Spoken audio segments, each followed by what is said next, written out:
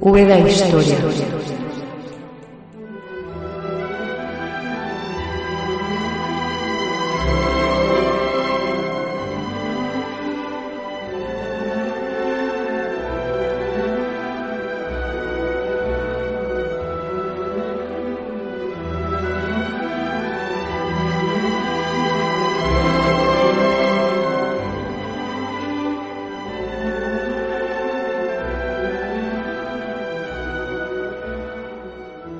De entre todas las joyas literarias de Antonio Muñoz Molina, yo me quedo con El jinete polaco. La prosa magistral del ubetense alcanza en este texto una gama de matices literarios difícilmente superables. La Úbeda que nos presenta en sus páginas reúne tantos claroscuros como los personajes que aparecen en ella. Bajo el nombre arquetípico de Mágina, este mago de las letras despliega ante nosotros la historia social de un pueblo desde las décadas finales del siglo XIX hasta prácticamente el momento en que fue escrita la obra, los años 80 de la siguiente centuria. Nada que no se haya escrito ya voy a descubrir acerca de esta magnífica novela. Aquel que aún no haya tenido la suerte de leerla y decida sumergirse en su laberíntica trama encontrará, tras el mundo gris del protagonista, esa ciudad aprisionada en un impasse temporal donde nada parece cambiar, como si el flujo de los años y los siglos resbalaran entre las viviendas del barrio de San Lorenzo y la Casa de las Torres en el que el autor da vida a su alter ego. Y sin embargo, tras esa cadencia hipnótica que despliega el argumento, lleno de saltos temporales y de cambios de escenarios y personajes, la ciudad va transformándose de manera imperceptible, se va despojando lentamente de su piel cenicienta desde las honduras de la mujer emparedada y su tremenda historia en los días de carnaval de finales del XIX hasta que la modernidad de los años 70 se va abriendo paso a ritmo de rock and roll y sórdidos garitos. La Mágina de Muñoz Molina es una Úbeda siempre sombría, atada a sus ancestrales rutinas de pueblo perdido y remoto, en dura pugna por despertar de un pasado agrícola que le encadena a la tierra y a sus fantasmas, que apenas conoce otro presente que el permanente intento de escapar de una mediocridad que la envilece y la condena a una huida infinita hacia adelante, y que ha olvidado la gloria que las piedras le brindaron en un tiempo borrado al que ya nadie importa. Si hay historias que alimentan el alma de un lector, esta es una de ellas, al menos para mí, que, como ubetense, reconozco en cada rincón de esa máquina de la ficción la identidad de una ciudad que aún respira por las coyunturas de su pasado, de su carácter y de su geografía. Si hay historias que están destinadas a la inmortalidad, esta es una de ellas, porque El jinete polaco es un prisma que cambia de tonalidad en función del momento y la edad en que el lector se aproxime a ella, que presenta aristas diferentes si se la somete a una nueva lectura como toda obra imperecedera. Úbeda se diluye en Mágina, y Mágina nos ofrece un baño de realidad donde los paliativos están siempre de más. La vetusta Casa de las Torres que la familia Dávalos erigiera y embelleciera en las postrimerías medievales es el epicentro de un relato tortuoso sin concesiones para la nostalgia, y donde el anhelo de huida se convierte para el protagonista en el único modo de redimirse de un destino abocado a una insipidez provinciana tan insulsa como vulgar. He querido traer este título del gran artesano de las palabras ubetense al prólogo de hoy para rendir un pequeño tributo no solo a su autor y a su obra, sino a ese universo que brota de su imaginación y que bien pudo ser la semblanza de una realidad no tan lejana, llena de brumas, de decepciones y de sueños como fue la Úbeda descarnada del siglo pasado. Y mientras suena de fondo la música de Smetana y su evocador Moldava, y recreo en mi mente la Mágina de Muñoz Molina, pienso en todos los genios de las letras y de las artes que han hecho de este mundo un lugar más habitable y más decente, y me digo con alivio que siempre quedarán sus obras cuando toda esta locura en la que vivimos haya terminado de devorarnos y volar los puentes que nos llevan a la cultura. Esto es Úbeda Historia, comenzamos.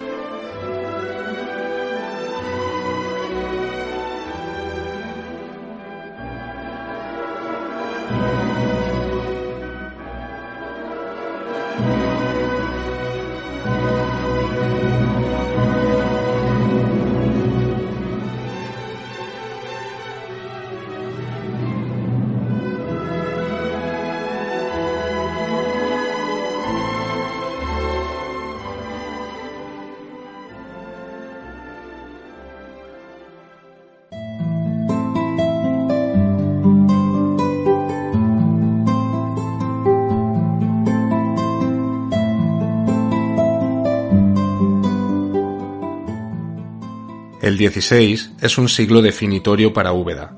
Nada de lo que hubo antes ni de lo que vendrá después puede compararse a esa centuria luminosa y redentora. Cobos y Vandelvira sientan las bases de una transformación sin precedentes que lleva a la ciudad a alcanzar su máxima cota de influencia cultural en aquella España imperial que se despliega ante el mundo con ímpetu arrollador. De Francisco de los Cobos ya hemos hablado en los 2 audios anteriores, y antes de poner el foco en el cantero de Alcaraz, de asomarnos a algún monumento emblemático o repasar la biografía de algún otro ilustre personaje, debemos retornar al relato puramente histórico. Hoy toca bucear en la cronología que los historiadores han tenido a bien mostrarnos de aquel mundo tan alejado del nuestro. Es hora de seguir desmadejando el hilo del pasado y que el reloj de la memoria vaya avanzando, de regresar a las cosas comunes y a los sucesos importantes, el día a día de una ciudad que vive su momento más dulce sin que el fantasma de la miseria y el duro trabajo cotidiano les exima de una existencia difícil a pesar de los fastos de los poderosos o precisamente por ellos. La Úbeda que surge a partir de la década de 1530 aproximadamente es una Úbeda distinta, una ciudad en expansión que va soltando los últimos anclajes medievales y asiste a una profunda renovación urbana. Las luchas entre clanes nobiliarios van quedando poco a poco atrás hasta desaparecer por completo y un nuevo espíritu religioso va abriéndose paso a medida que la España cristiana va afianzando su condición de baluarte católico frente a la herejía protestante y los falsos conversos. El carácter guerrero de aquella Úbeda fronteriza queda por fin aplacado, y aunque veremos todavía a los ubetenses tomar las armas en las empresas imperiales o la guerra granadina de las Alpujarras, esta participación se hará siempre bajo mandato estatal y no a la sombra del aristócrata de turno y su hueste. Ahora el elemento esencialmente agrícola será el que rija la vida de la ciudad. Atrás quedará la violencia y el sobresalto constante configurando la Úbeda rural del futuro. Trataremos de hacer una panorámica de esa ciudad que renace a golpe de gubia y martillo, abordando aspectos generales y sucesos particulares de su compleja sociedad, toda vez que la información disponible en los fondos documentales y en los trabajos publicados va siendo cada vez más abundante. La Úbeda de Vandelvira de Arsenio Moreno Mendoza, así como algunos datos extraídos de los trabajos de Juan Ramón Martínez Elvira, nos servirán para dar forma a este interesante capítulo que espero, querido oyente, sea de tu agrado. Dicho esto, es tiempo de echar una mirada a esa Úbeda del siglo XVI y ver cómo discurre la vida tras sus recios muros.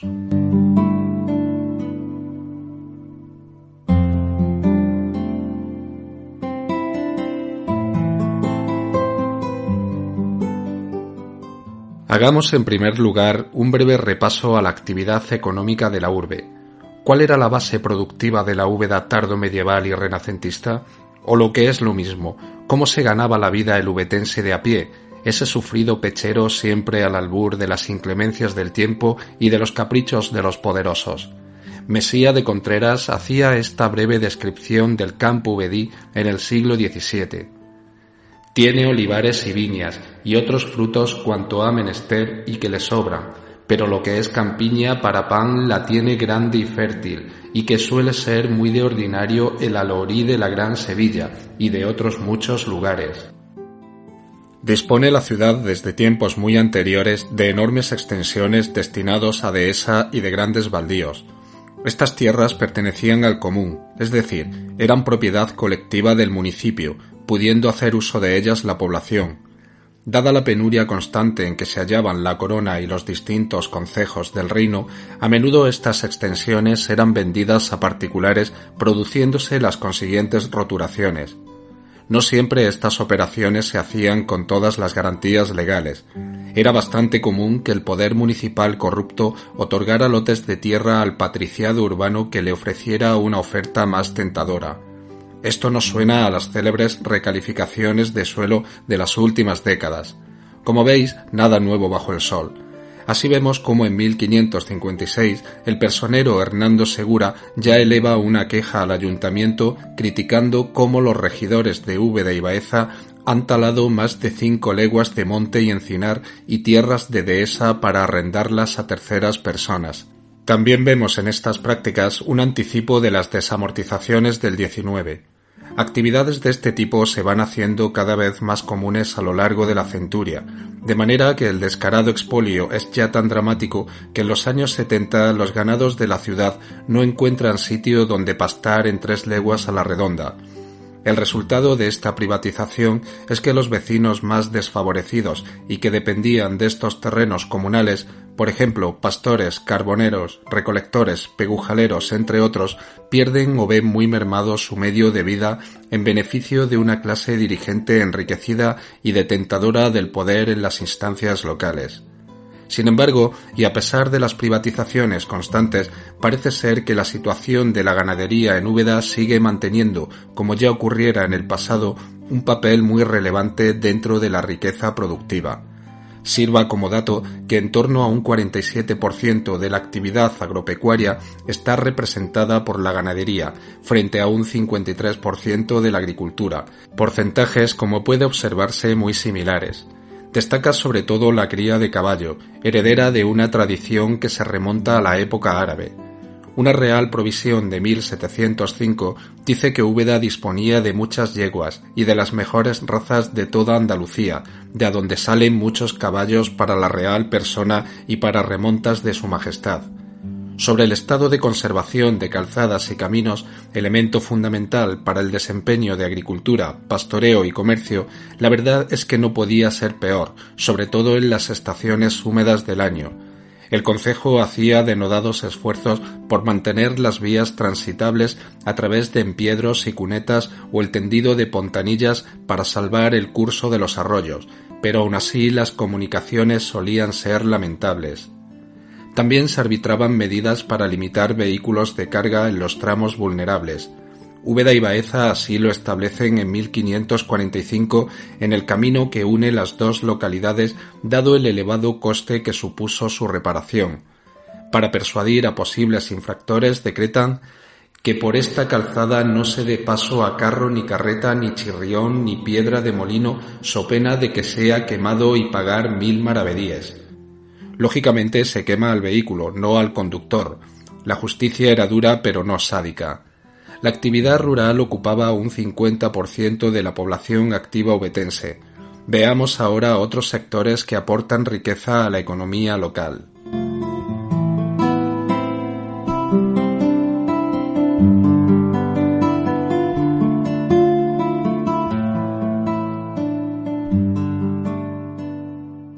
Una actividad pujante en la Úbeda del siglo XVI era el sector textil, el cual daba trabajo a un total de 418 vecinos, una cifra nada desdeñable para una ciudad de tamaño medio como Úbeda. Sigamos la crónica que hace Arsenio Moreno en su obra La Úbeda de Vandelvira acerca del trabajo de los paños en el término. En la ciudad se labraba un tipo de bayetas o paño de género pardo muy similar al que se tejía en otras poblaciones como Baeza Ciudad Real.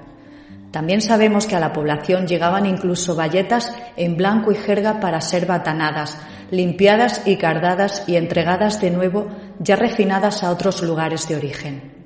Nos habla también el autor que el principal problema al que se enfrenta a esta industria es la falta de materia prima, es decir, la lana. Y aunque resulte paradójico que esto pueda ocurrir en el principal país productor de lana merina, como era la España del XVI, sabemos que la mayor parte de este producto estaba destinado a los talleres de Flandes, dejando el mercado castellano desabastecido.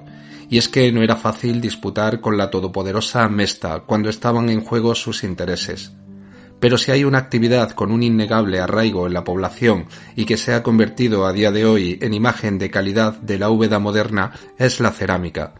En 1591 figuran un total de 59 alfareros, a los que hay que sumar otros artesanos